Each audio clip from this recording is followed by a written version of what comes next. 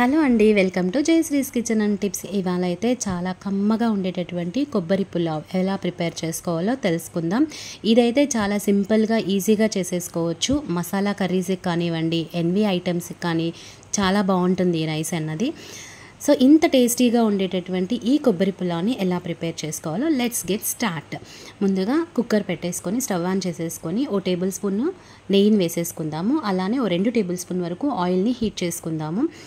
తర్వాత నేనైతే చాలా తక్కువ మసాలా వేస్తున్నానండి. మీకు స్పైసీనెస్ ఎక్కువ కావాలంటే ఎక్కువ వేసుకోవచ్చు. బిర్యానీ ఆకు, అలానే స్టార్ అనాస, ఓ స్పూను మిరియాలు, కొద్దిగా సోంపు, 3-4 వరకు యాలక్కాయలు, అలానే పట్ట, లవంగాలు వేసేసుకున్న తర్వాత 2 మీడియం ఆనియన్స్ని సన్నగా పొడవుగా కట్ చేసుకొని వేసేసుకోవాలి. ఇవి కొంచెం ఫ్రై అవుతూ ఉండగానే జీడిపప్పులు మన ఇష్టం అండి, ఎంతైనా వేసేసుకోవచ్చు.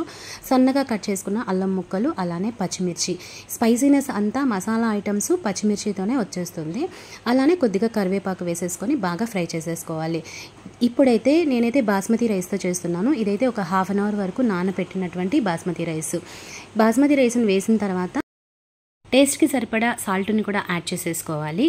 ఇప్పుడైతే దీన్ని మనం చాలా మెల్లగా కలుపుకోవాలండి. రైస్ అన్నది మనకి బాగా వేగాలి.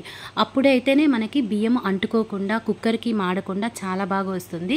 ఇలా ఫ్రై చేసేటప్పుడు రైస్ విరిగిపోకుండా చాలా మెల్లగా నిదానంగా కలుపుకోవాలి. ఇలా కలుపుకున్న తర్వాత మనం ఏ కప్పుతో అయితే బియ్యం తీసుకున్నామో అదే కప్పుతోటి మనం కొబ్బరి పాలని తీసుకోవాలి. ముందుగా అయితే నేను ఇక్కడ ఒక కొబ్బరిని బ్రేక్ చేస్తే 2 వస్తుంది కదా, దాంతో చేసినటువంటి పాలు అనమాట. చాలా చిక్కగా ఉండే పాలు అయితే తీసుకున్నాను. ఇక్కడ చూపిస్తున్నటువంటి గ్లాస్కి 3/4 గ్లాస్ వరకు బియ్యం తీసుకున్నాను. కాబట్టి నేనైతే 1 గ్లాస్ వరకు కొబ్బరి పాలని యాడ్ చేసేస్తున్నాను.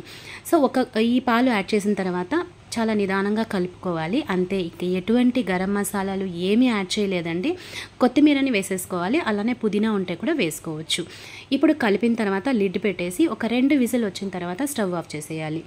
స్టవ్ ఆఫ్ చేసి స్టీమ్ అంతా పోయిన తర్వాత మనం ఓపెన్ చేసుకోవాలండి. మనం ఇలా ఓపెన్ చేసిన వెంటనే చాలా కమ్మగా ఉండేటటువంటి స్మెల్ వచ్చేస్తుంది. చాలా బాగుంటుంది. తప్పకుండా ఇలా ట్రై చేయండి. చాలా సింపుల్గా అయిపోతుంది. ఎన్వి కర్రీస్ ఉంటాయి కదా, చికెన్ గ్రేవీస్కి, వీటికి ఈ రైస్ అన్నది చాలా బాగా యూజ్ అవుతుంది. ఫ్రెండ్స్, ఈ వీడియో మీకు నచ్చినట్లయితే ప్లీజ్ సబ్స్క్రైబ్ చేసుకోండి ఛానల్ని. అలానే వీడియోని లైక్ చేసి కామెంట్ చేయండి. Thank you for watching.